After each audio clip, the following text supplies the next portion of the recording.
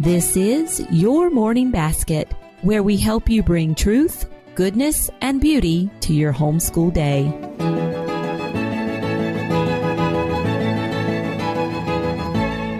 Hi, everyone, and welcome to episode 44 of the Your Morning Basket podcast. I'm Pam Barnhill, your host, and I'm so happy that you are joining me here today. Well, this is the final episode of this season of the Your Morning Basket podcast before we go on hiatus for Christmas, and I have to tell you, we saved a good one for last. This has been a fabulous season. I've been so fascinated by many of the conversations I've had, and this one is no exception. It had me thinking long past the time that the interview was over. So today we have Dr. Geoffrey Reiter, and he is a literature professor very close to my hometown, and he has a very fascinating take on catechism and memory. And I wanted to share that with the listeners. I think you're really going to enjoy this conversation today, and we'll get on with it right after this word from our sponsor.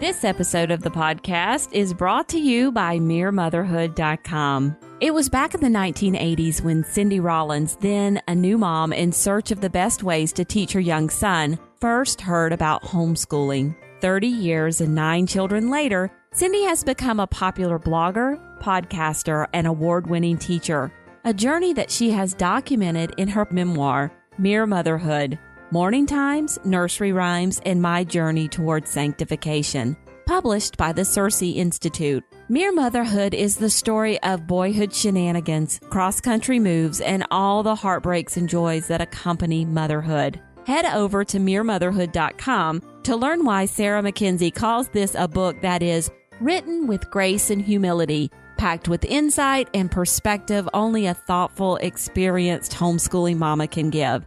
The kind of book you'll borrow from a friend and never want to give back. And I'll tell you, you're not getting my copy. This was one of my absolute favorite reads of the past year. I was so inspired by Cindy's work. So use the code PAM when you check out to save 10% on your purchase. And don't forget to look up Cindy's Charlotte Mason themed podcast, The Mason Jar, wherever you get your podcasts. You can find it all at meremotherhood.com. And now, on with the podcast. Dr. Geoffrey Reiter is a professor of English literature and writing who holds degrees in both English and church history. He has a special interest in the interaction between the Christian faith and literature, especially fantasy, sci-fi, and Victorian literature. As an editor and contributor to the online magazine Christ in Pop Culture, he also enjoys engaging and writing thoughtfully about contemporary culture from a Christian perspective. Geoffrey is the father of 4 and plays an active role in his kids' education, especially in introducing them to great books, classic poems, and big ideas. He joins us on this episode to talk about catechism and how this tradition can enrich morning time and family life. Geoffrey, welcome to the program. Thank you for having me, Pam. I'm really excited. Well, we are excited to have you here. And I wanted to start off, a few years ago, you gave a great talk at a homeschool conference that I attended. It was our local homeschool conference. And the idea that you talked about was the idea of catechism in C.S. Lewis's The Silver Chair, which is one of the Narnia books. Can you talk to us a little bit, a quick summary of what that talk was about? Because it was so fascinating. On the subject of catechesis, and particularly as it relates to what Lewis is doing in The Silver Chair. So The Silver Chair is one of the later Chronicles of Narnia. It was in the original ordering of the books. It was the 4th one. It's usually now published as the 6th one, but it comes a little bit later. And so it doesn't have the Pevensey kids from the Lion, the Witch, and the Wardrobe and some of the earlier ones, but one of their cousins, Eustace, and then his friend Jill are both parts of this book, and they end up in Narnia. And there's a scene very early on in it when Jill is having her first encounter with Aslan, who's the lion who kind of represents Christ in the series in some ways. And he gives her this set of instructions, these 4 signs that she's supposed to remember before she goes on this mission into Narnia. And that, I think, as an adult, when I was reading that, it really struck me in a way that maybe it hadn't as a kid. And so I got to kind of thinking about the ways in which education in general was played out in the Silver Chair, because if you read the book, it's the beginning and the end of the Silver Chair both are in a school. It starts and it begins and ends in a school. And Lewis has some very harsh criticisms for how this particular school that they call experiment houses is set up. And so I kind of thought, well, it seems like he's maybe contrasting views of education, like his own perspective versus the one there. And the one that Jill has, it seems to be much more based on direct memorization of things. Aslan just tells her to remember these signs. And the more I got to thinking about the language, and I'm probably not the only person who's sort of seen this before, but it just resembled some passages actually in Scripture. And so I actually wanted to read this little passage here because I love it so much. And it's the section when Aslan the lion is giving her the tasks to do. And he says to her, kind of right before she's about to enter into the actual land of Narnia, he gives her these 4 signs that she's supposed to do. And then he says in the book, "But first, remember the signs. Say them to yourself when you wake in the morning and when you lie down at night and when you wake in the middle of the night. And whatever strange things may happen to you, let nothing turn your mind from following the signs.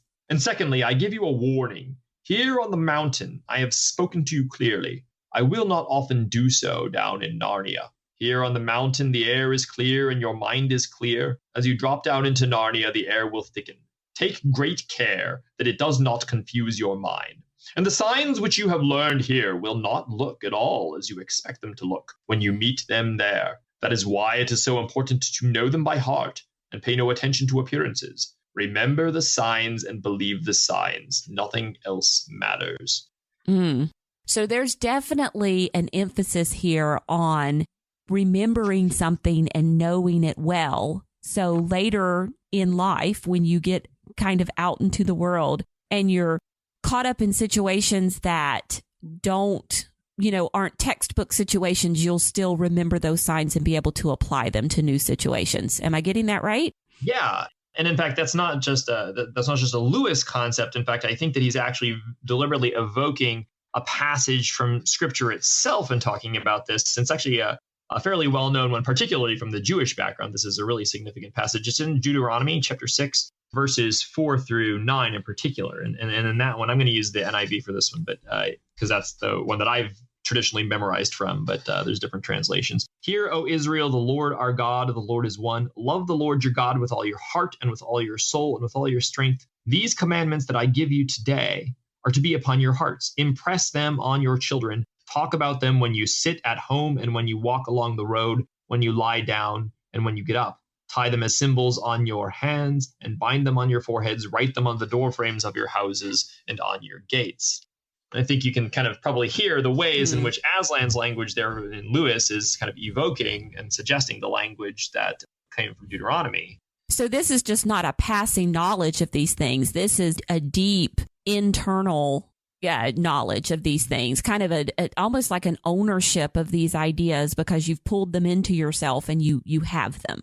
Yes. I honestly, I think that's a great way that you put it there, actually, is of having ownership of it, having something that you can keep with you that can't really be taken away. When the Bible was written and when you first had like passages like Deuteronomy, it's really on the transition between being an oral and a written culture. Remember, those are the first written scriptures ever. And most people in the ancient world weren't literate. So if they were going to learn Scripture, in many cases at all, it was going to have to be orally. And they learned that by kind of like repeating it and getting it down. And in C.S. Lewis actually has a great little essay that nobody ever reads on this subject. It's called The Parthenon and the Optative. And it's this really funky, it's really short. It's this really funky little essay where he basically argues, everybody likes big ideas. Everybody likes to talk about like the classics and all of these high-minded principles or in some cases like Bible knowledge or Scripture. And he uses that as like the idea of the Parthenon, like the great temple that we all know the image of from ancient Greece. But then most people don't want to do like the really hard work of like going down and just actually like grinding out and memorizing it. And he uses the case of in the Greek languages, a particularly stubborn little grammatical trick called the optative, which almost nobody, everybody always kind of like struggles with. And he's like saying, yeah, everybody loves the idea of the Parthenon, like these beautiful, grand ideas. But then to actually really master them the way somebody like a Lewis himself would takes work. It takes like this idea of repeating and memorizing. But then once you do, you have it always. Like it's always with you. Nobody can take that away from you anymore. It's actually part of you. Oh, wow. Okay.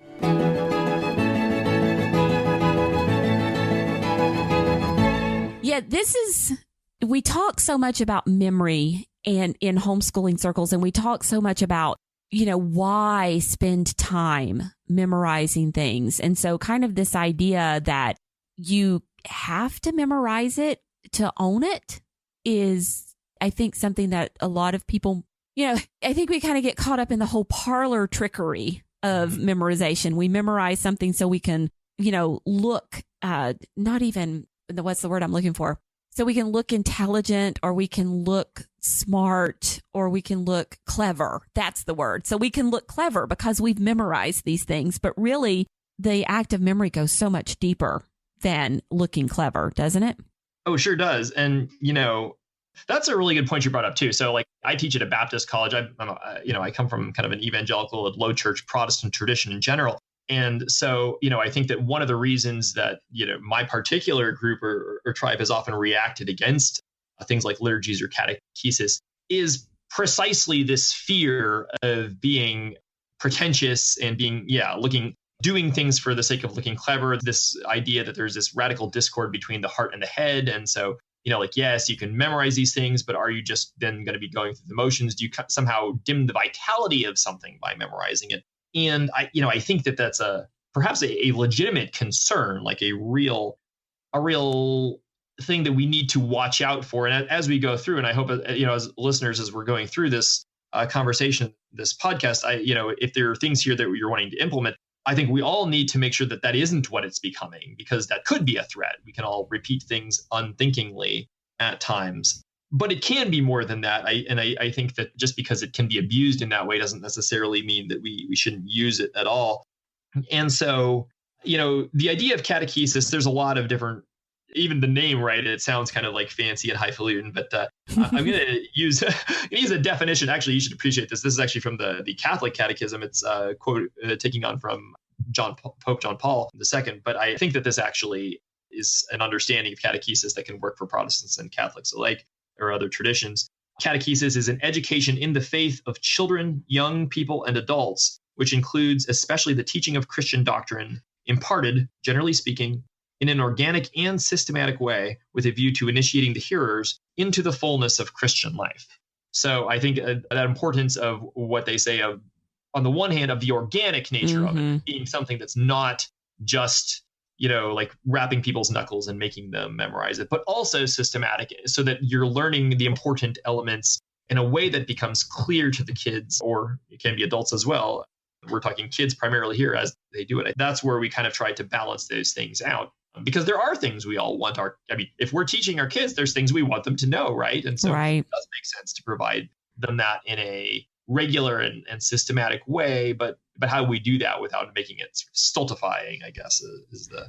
Well, I love this. I love that definition. And I love that that organic and systematic jumped out at me as soon as you said it, because, so often, and even in educational circles, we get into this, okay, well, we're going to teach writing and we're going to let them be, and I'm just going to, jump over to writing and kind of this analogy for a minute. We're going to teach writing. We're going to let them be creative. We're not going to make them write to any form. We're just going to let them be creative. And they kind of, when you do that with kids, sometimes it can be quite overwhelming to them, and they don't know what to write. They don't know where to start. They're just staring at this blank page. And so you lose, there's a place for teaching them the forms too. There's a place for teaching them the systematic things too. And it comes together and marries to make, I think, a much stronger writer. So kind of the same thing with the faith, where you have this one side that is organic, and maybe it's living the liturgy, a love of Jesus, a personal relationship with him, things like that. But on the other side, you have this systematic memorizing of certain truths that, when you marry the two together, kind of make a more complete faith. So I like that organic and systematic as kind of being two sides of a single coin. Yeah. I think the other thing, like having no discipline feels like freedom in a moment. And there is some freedom to that, right? If you can just go off and do whatever you want to or whatever, okay, that's fine. But you also, in a sense, if you have no discipline to be able to do things like memorization, there's also a different kind of freedom that you're kind of denying yourself.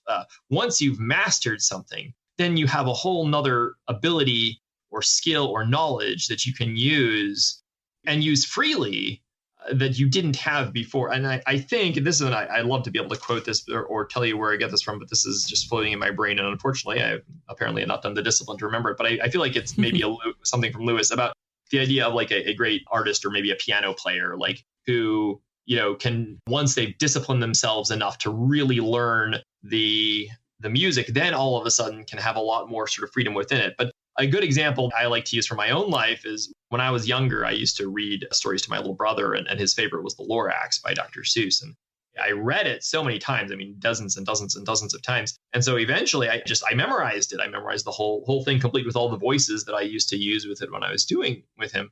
And now, it's so sunk into me, I can pick up from any point in that story and start telling it. I'll do, like, if we have like poetry readings on campus or something, I'll do that one. And I can like slightly change up how I do it in one sense or another, and I suspect probably like somebody in theater or on Broadway who's done a show multiple times probably has that freedom as well. Like it's a different kind of freedom, one that only comes from the mastery of something. And if you never discipline yourself enough to master it, you never get to even experience what that's like. And I think that's certainly, if we're growing in the faith, that should also be what our faith is like too, that we are mastering it in that sense, that we get a richer freedom out of the boundaries of learning this material. Yeah. And as somebody who has experienced your Lorax performance, it's there, there's a beauty to it. There's, it's something you've internalized so much.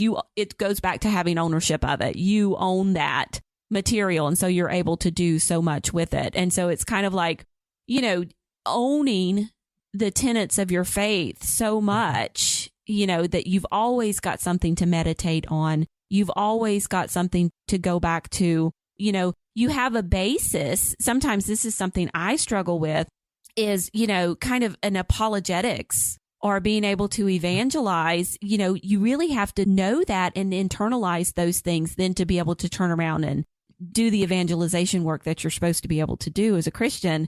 You can't do that unless you know it. So you can do it, but it's not always going to be. It's not always very effective. It might be, certainly if we understand Scripture well and dynamically and organically as well as systematically. Sure. Yes. And there's always. I love is it St. Francis who said, "Evangelize always and speak when necessary." So there's something along those lines. Yeah, something I'm paraphrasing. I don't have that one memorized. Yeah, we do. Speech is necessary sometimes. Okay, well, let's talk. You kind of touched on this a little bit, but let's go back to exactly, and especially for those of our Christian brethren who might not come from a church where they practice catechesis or have a catechism. What exactly is it, and why have so many Christians throughout history practiced it? Sure. So, again, we can go back to the definition from the Catholic one and let me maybe break it down just a little bit. So it's education in the faith. We would usually use this in reference to education in the faith. And it can be for all ages, children, young people, or adults. People might come to faith at different periods of time. And we're focusing, of course, on the children and young people because this is for morning time in school environments.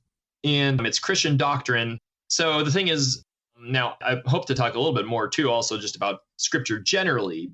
And that should be important. But doctrine specifically, kind of like the organized and coherent putting together of important teachings of the Christian church, that is a key component to it. And, you could read throughout all the Bible, but also having those boundaries by Christian orthodoxy are also important. And so having something in place to prepare us or help us to be able to think through and understand what those boundaries are from an early age, will be helpful.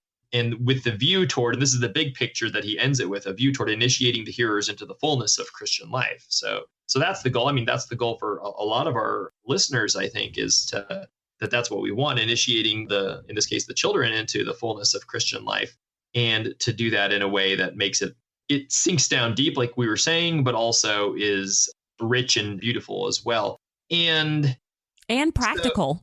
Very practical. I think that's one of the nice things about it. It like you said, it kind of combines or marries high-minded ideals, but also with actual work and actual stuff that you can do. So the other thing is, like, if we're not doing it if we don't have some kind of nice catechesis element in place, the trick can be then we're giving them doctrine, or we're giving them teaching, or giving them the Christian faith just kind of like randomly or in a more scattershot way. And then we can't be quite as certain that what's actually what we want to stick is what's actually sticking. And, there have been catechesis has been a part of the Christian church really kind of from almost the very beginning. I mean, I would maintain even those passages in Deuteronomy are referring to a kind of a catechetical approach in general, but there's very early versions of Christian catechisms that we have some versions of. There's an old document called the Didache, which was probably from around the 2nd century, which is a version of this. And then we have some beautiful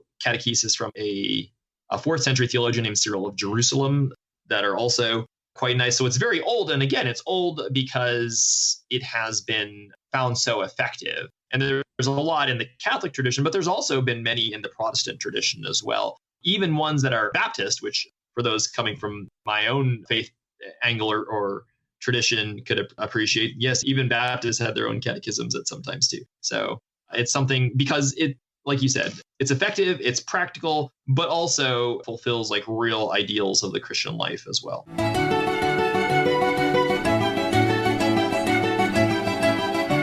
Okay. So, and I will say, I wasn't familiar with catechism until I actually entered into the Catholic Church, into the Catholic faith. And so this was not something that I particularly grew up with. And I'm only familiar with, so therefore I'm caveating this with, I'm only familiar with the Catholic Catechism, right. But it's very scriptural. All of the things that are in there are based on a scripture in one way or the other. And I would probably hazard a guess that most catechisms are like that. They're all have a basis where if it states something in the catechism, you can go back and find multiple verses, to support that. And then we're not going to get off into the tricky waters of capital T tradition in the Catholic Church, but especially for the Protestant catechisms, I would hazard a guess that there is some scriptural basis for all of the things that are outlined in the catechism. Yeah, most versions of the catechism, different catechisms that I've seen, will usually have either notes or parentheses or something that will include several different texts that illustrate the point that they're talking about. Some of them will be coming directly from Scripture. Others will be doctrine organized, but with the background in Scripture that you can look it up to find out more about it. And I would think that hopefully any Christian entering into or looking for a traditional catechism to work through would be able to see in most of the words there just elements that ring true to them, that they're like, oh yes, this is biblical. This is really does come from Scripture. That's not just words of, it is words of men articulating truths that have been discerned and gleaned from Scripture, like you were saying. Okay, so I just wanted to stress that these are nobody's pulling this stuff out of thin air. It's Scripture. Yeah, I would if you find a catechism that is doing that, then I would highly recommend you be skeptical of it. So avoid that one. Not the point. Okay, so now we have this kind of systematic laying out, and you pointed out the systematic part again. Most catechisms, especially for young children, start with, who is God and who am I? And, why am I here? They start, you always have the classic joke of the man climbing the mountain to get to the wise guy on top and have him, what is the purpose of life? Well, all he needed to do was go back and read his little catechism there and it would tell him. He didn't have to climb the mountain. Yep. Yeah. And so most catechisms that I've seen do kind of like structure themselves around that doctrines of God, then eventually moving into more elaboration of Trinitarian theology, Christ. And then, of course, when you're discussing Christ, then you get into the nature of elements like incarnation, the atonement, the resurrection. These elements And then, of course, human interaction with that. What is the chief end of man? To glorify God and enjoy him forever, which comes from the Westminster Catechism and various versions of that. And then eventually into elements of church life and what that participation looks like, participation in the sacraments or the ordinances, and the different traditions' understandings of those types of elements and how they fit in. And that way you can ensure that like all your bases are covered. You don't, I guess that's the thing, like we don't have to start from scratch. We have these well thought out versions that have come beforehand, which are getting all, hopefully, the important points we would want to pass on to our kids by people who have sort of thought through the best ways to articulate them and then to introduce them in such a way that our kids can learn them and we can learn them. I mean, I've certainly benefited by working through catechesis with my own children and just getting a strengthening within myself of these ideas as well. Well, let's be really uber practical for just a few minutes. So give me a couple of names of catechisms, because you're probably going to have a much wider familiarity with them than I am, for different faith traditions. Can you do that for me? Sure. Well, pretty easy in your case because you've got the Catholic Catechism. That one's pretty standardized, but there's several different from a Protestant perspective. There's some of the classic older ones are the Heidelberg and the Westminster. Westminster, particularly from the Reformed tradition, is very common and one that we've done a little bit of that with our kids as well. There's a shorter and a longer version of it. There's a Baptist one that's from around that time, and I think it's kind of an adaptation of Westminster. It's sometimes called the Baptist Catechism or Keach's Catechism, Keach. There's a few different names for it. For somebody who is looking for one that's maybe a little bit more recent and more contemporary, the thing about the older ones is sometimes you end up getting like an older translation of it. So you've got some archaic language, which isn't necessarily a problem. That can be very beautiful, but you may, especially working with kids, you might want something that's more accessible, and you can get contemporary translations of those. But one that I've liked and that we have gone through with our kids comes out of the pastor Tim Keller's Redeemer Presbyterian Church. It's called the New City Catechism. That one specifically has 52 entries, so it's designed for 1 year basically, and it has kind of like both a kids and adult version. The adult one just comes out of the kids version; it just elaborates it a little bit more than the kids one does. And I mean, any of these you could I'm sure you could find in book form, but most of them are also, if not all of them, are available also online. And that's just a starting point. I mean, honestly, there's like so many, and I'd probably be overwhelmed myself if I was like looking through all of them. But I suspect you could probably, with some quick searching from whatever perspective you were coming from, be able to find something that was that fit in with the doctrinal elements and priorities you wanted to look at. And if you found one that was, not one of the ones that I was listing or talking about, or not one of the well-known ones, what do you do? Like, look through the doctrine that's actually being taught and just make sure, is this the stuff that I want my kids and myself to know and to pass on? And then at that point, you could, just start working through it with them in some way. Okay, so let's talk about what that looks like, because we're getting back to that memorization element.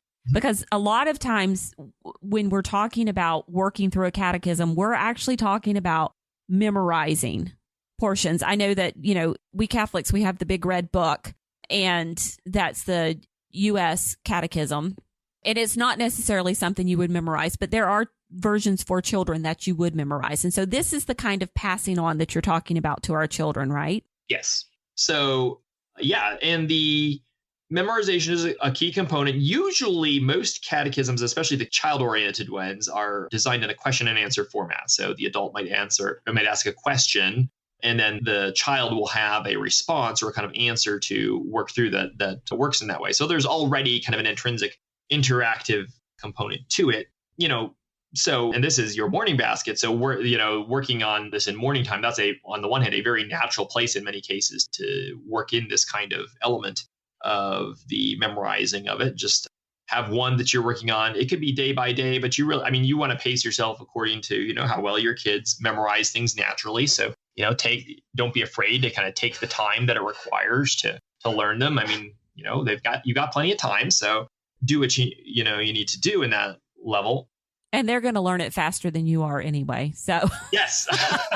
Oh, this is so true. I am frequently embarrassed by how much more quickly my kids pick up on things than I do. And again, like memorization, we can think of it as having a bad taste in our mouths because we're thinking of memorization in that very cold and rote way. But there's plenty of ways that you can do this that can make it more engaging, whether that's just doing it with, it can be just like reading them more energetically. It can be coming up with creative ways to remember or to memorize them. I mean, you've had, I think, somebody on here earlier with like the memory palace technique. And I know that we've used versions of that in memorizing things as well. And so that could be a strategy that you use. But just repetition in general. I mean, the thing is, any human being who is participating in this kind of discussion, like, we're actually probably better at memorizing than we realize. If you think about it, every time you're having a conversation with somebody or talking at all, I mean, you had to have memorized every one of the words that you're working with to be able to talk at all. Like, language itself requires memorization. So we actually have, all of our brains have a lot of stuff in them. So I think that adults are more willing to sell themselves short in what they're able to do. I think kids don't have a lot of these self-imposed ideas. Oh, I can't remember that. I can't remember that. And so they're often, like you were saying, more receptive or more able to get it done than we are, which is great. So that's the community. But like I've said before, it can also be very beneficial to the adult in the circle with the kids as well, as we are learning those things.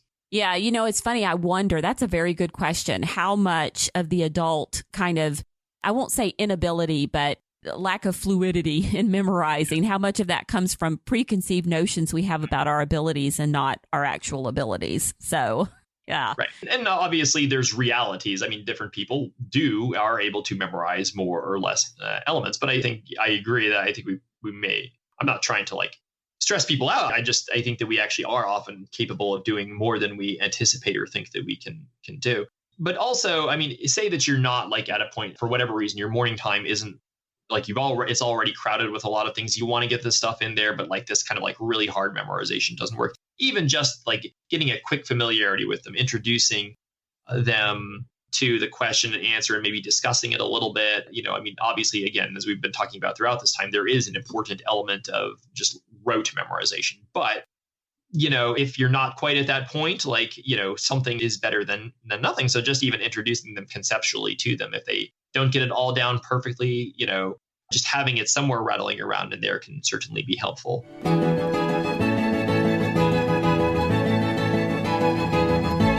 Okay, so that brings up two very important things. First of all, I want to go back to the point you made that you have plenty of time. So this is not a race.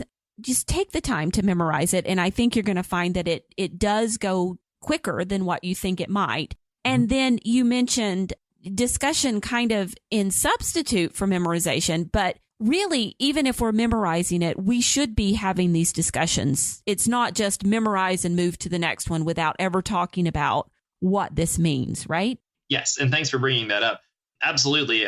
One of the things I've been definitely trying to emphasize here is that catechesis is ultimately failing if we get a lot of knowledge, pressed in them, and then they just hate it because we're like forcing it on them, or if they learn it as in a clever or prideful way to show off in Sunday school, but not to be embodied or lived out. And so absolutely any kind of memorization of anything should always be accompanied by discussion, understanding, prayer, whatever the case may be, to make sure that it's lived out and embodied as well as just discussed or talked about. And like you said, also, like, don't try.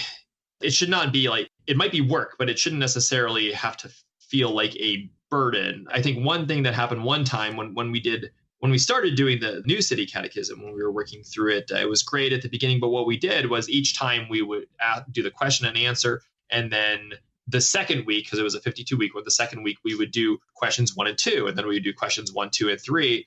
By the end of that, when we were having all these questions, 10, 20, 30, 40 questions all at once, I mean, at that point, by the end, it kind of felt like we were just doing it to do it. And that kind of informed the way in the future when we tried other types of catechetical processes, that we weren't trying to hammer it home, because I think we were starting to lose the value of it, lose the point of it, by making it something that was more of a chore than a discipline of a Christian life that was also beautiful. So definitely keep those in mind. Another thing, by the way, which you can do also is music. Certainly, we have a great aptitude oftentimes to learn musical lyrics. And I know that for Westminster, there's several different CDs or albums or other things which take questions from them and set them to music. I wouldn't be surprised if the Catholic Catechism had some versions of that as well. And so those can be fun also if they're well done, because the kids can respond to it in a way that, it feels even less burdensome or less onerous if they're able to hear it musically speaking. And if you don't have them for the catechism, maybe even you can make up your own little tunes for it. There's certainly no reason why that couldn't be done. Just hearing you talk about this takes me back to that organic and systematic, that two sides of the coin. And you're talking about, you mentioned a couple times, living out the Christian faith. And so this makes me think back to the Lectio Divina conversation that I had with Ashley Wolleben a couple weeks ago.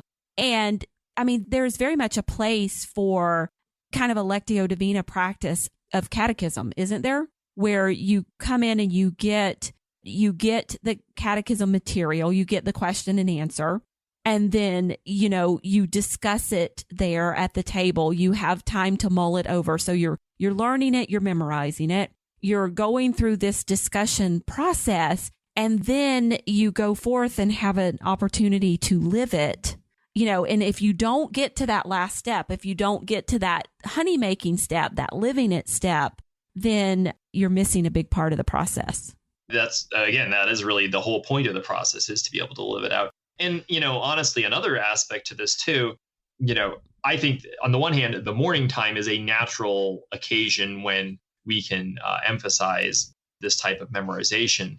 But to go back to the passage from the silver chair and what he was evoking in Deuteronomy, another element of this is that memorization, even the whole catechetical or memorization process itself can be more than just a sitting down and doing it, because there's lots of other settings where we can be working on this. And that's what Aslan is talking about in the passage to Jill, right? He's like, remember the signs in all of these different circumstances, repeat them and say them to yourself.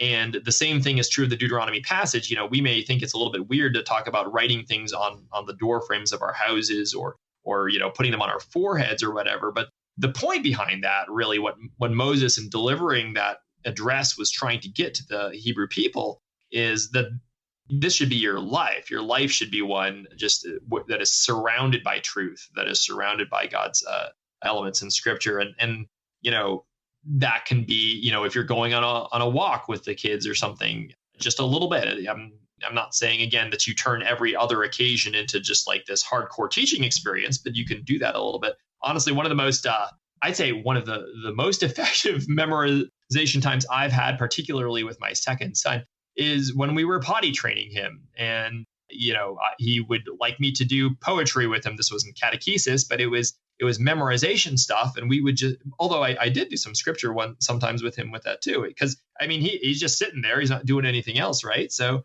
it's part of our daily life, part of our regular time, but why not? Why not do it at that point as much as anything else?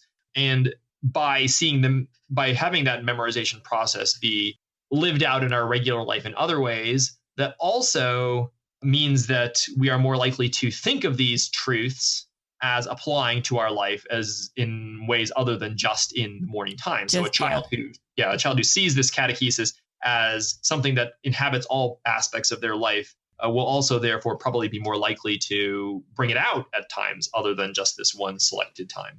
Yeah. And so, if you're doing this as you go along your day, then it's like prayer. If you're only praying at certain time, if you're only praying before meals, then, the misconception, or in church, it's like, this is the only time you pray. But, if you're praying as you're traveling down the road together, just literally traveling down the road together in the van as a family, then, it starts to permeate all aspects of life, and they can see, that it's everywhere and not just contained in this one place. It becomes less of an academic subject. Yes. And more of a thing that you're living. So, yeah, definitely. All right. So what about parents who want to kind of dive deeper into this idea of why memorize catechism? Why do catechism with your kids? Do you have any resources for them? Sure. So there are several things that are written on it. And again, honestly, like many of your readers probably have the probably have as much, if not more, facility than I would to just do a good, Google search and find a good site that would give some information on that. My backgrounds or sources tend to be on the more academic side. I'm going to recommend, first of all, one source, which actually really isn't about catechesis at all, but I love it because it does kind of work on how our brains work and why catechesis might work for it. And it's got a very weird title. It's called Proust and the Squid. And I believe the subtitle is The Story and Science of the Reading Brain. And the author of it is actually just somebody who studies how children learn to read and has particularly studied children with dyslexia. But she spends a lot. She actually does mention Narnia specifically in it, I believe, and Lewis in it. But she's looking at the ways in which what we do when we are using oral language or memory differs from how we use written language. And so that gives some clue into how our brains work. And if somebody has incidentally just a child struggling with some kind of dyslexia, it's like a whole section on that, which is great. But it also gets into kind of the ways in which oral and written language differ and why, therefore, internalizing things orally and through memorization can be helpful. I think from a theological perspective, a writer who has some really good stuff going into how habits that it can include catechesis can really affect our practice there's a Christian philosopher named James K.A. Smith. Mm-hmm. His most famous is called Desiring the Kingdom, but he's got a more recent one, which I think is maybe a little more accessible, called You Are What You Love. And it's not just about catechesis, but that certainly plays into it. It also develops other things on liturgy. And there's another Protestant perspective on it is from a writer named Carl Trueman, The Creedal Imperative. He gets at some things in there as well.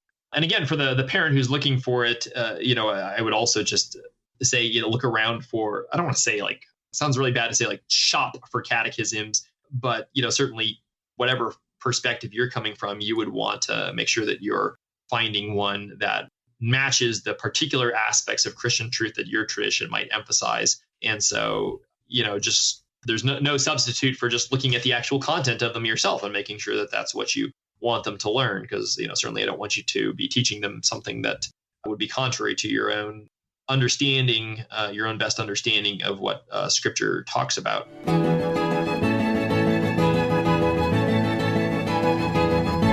Yeah. And, it's funny. You've mentioned this a couple of times about memorization. And the thought that keeps coming back to my head was something I heard once about when Gutenberg invented the printing press. There was kind of this general outcry. And I think I read it in an article online or something, and they were comparing it to the current day outcry of electronic books versus print books. But there was kind of this general outcry of, oh no, everybody's going to be reading everything now and nobody is going to memorize anything anymore. Mm-hmm. And that just for some reason, that keeps coming back to me. And I don't even know the validity of that statement, if that was a true fear at that time or not. But it makes sense that it would be, that you've lost something. Nowadays, if you can just Google something, there's no, the argument is, well, there's no reason to know it because you can just Google it. But there's almost like this same thing. If you can just read something, there's no need to remember it because you can just pick up a book and read it. But there, if you keep going back to that oral tradition you keep alluding to, it's different, isn't it? It's just different. Yeah. Well, and okay, so you bring up actually a couple of really good points. First of all, when you're using oral language, my understanding is, and I'm no neurobiologist, my understanding is your brain actually is doing something different when it's dealing with oral language versus written language. In fact, significantly different. Learning how to read is a lot harder than learning how to talk, actually. And what's interesting, actually, is that digital language is actually different from either of those. So when you're reading something on a screen, your brain is actually not doing the same things as it's doing when you're reading something on a page. And that's why it is kind of an epochal change or shift. Each one is different. Each one has its own merits and validity, but you're doing something different each time. So I mean, you're actually, if you're reading a Bible on a screen-based system, it's literally not the same activity as if you're reading it in the printed page, which is not the same activity as if you're memorizing it. And I think each one has its own section. In the Proust and the Squid book, she gets at a really interesting point, going back even further than Gutenberg to Socrates, who, if you think philosophically back along, you had this set of teachers, right? You had Socrates, who's a teacher to Plato, and then Plato was a teacher to Aristotle later on. Well, But what the big difference was that Socrates was intentionally always oral. He never wrote anything down. All we know about Socrates largely comes from Plato's dialogues. And so Plato kind of wrote down versions of these dialogues. And they're not necessarily word for word what Socrates said, but he's writing them down. And how that represents in kind of Greek society, kind of that transition from the dynamics of orality and speech, but also the dynamics of memorization there to this way when you write things down. On the one hand, you have access to all more information, but yeah, it's not internalized as much. I think one of the big questions that any of us, and certainly convicting question for myself to ask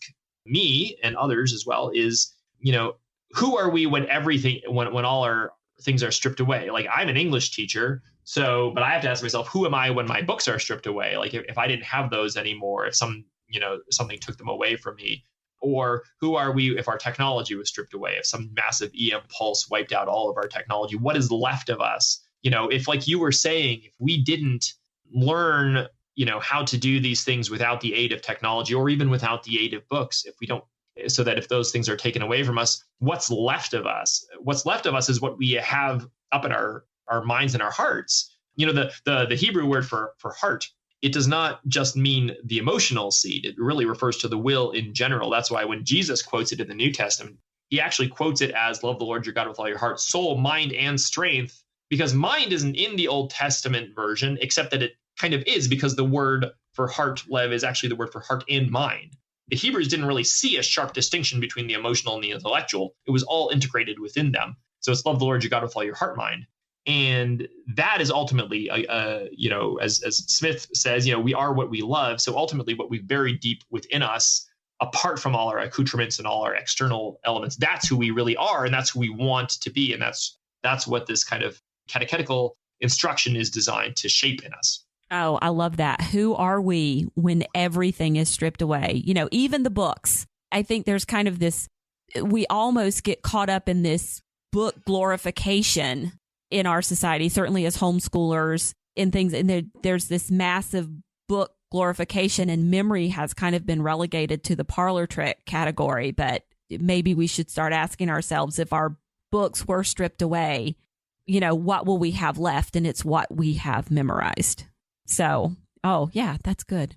Besides catechism, then, what do we impress upon our children? What things do we strive to remember as a family? And you've touched on that with the potty training, poetry and things like that. Yep. But, what else besides catechism, once we're stripped away, what else are good things for us to have left? Well, yeah, certainly, of course, those of us coming from any kind of Christian tradition will obviously say Scripture itself, first of all. And to its credit, I'd say most avenues of the Christian church that I've been in, even the more kind of low church versions, do emphasize Scripture memory really well. And that's good. I think what could be maybe sometimes strengthened is larger scale Scripture memory of longer passages, so that we have more context for them. Whether that's John 3:16, okay, but what about John 3? So we see more about Jesus's conversation with Nicodemus, which is terrific. Or one that we've worked with with our kids for a lot is 1 Corinthians 13. It's a beautiful passage, and also the Deuteronomy 6 passage that I was working through earlier. And we're trying to look through the book of Philippians, and very slowly and haltingly and gradually, but trying to do the whole book of that. So Scripture certainly, and Scripture in context, honestly, at this point with some of the larger passages we've done, I couldn't even necessarily tell you which chapter or verse each thing is from. And maybe that's a little bit of a problem, because it's nice to be able to look it up. But of course, chapters and verses weren't part of the original Scripture passages. And so sometimes that having a single verse can almost lend itself toward abstracting us from the larger context. But in a bigger sense, also just, things that promote goodness and truth and beauty.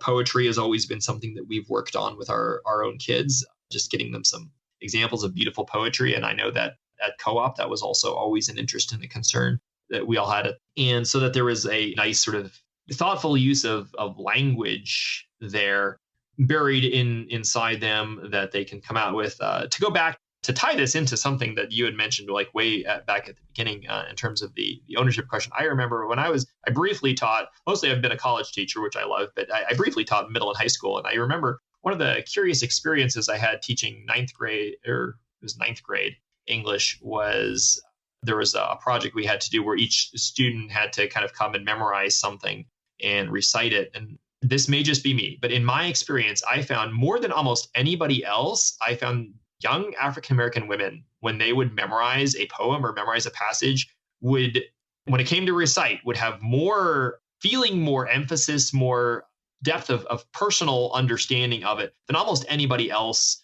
who did the project. And again, I think that goes back to that was something now that they had, something that was, like we were talking about, could not be taken away from them.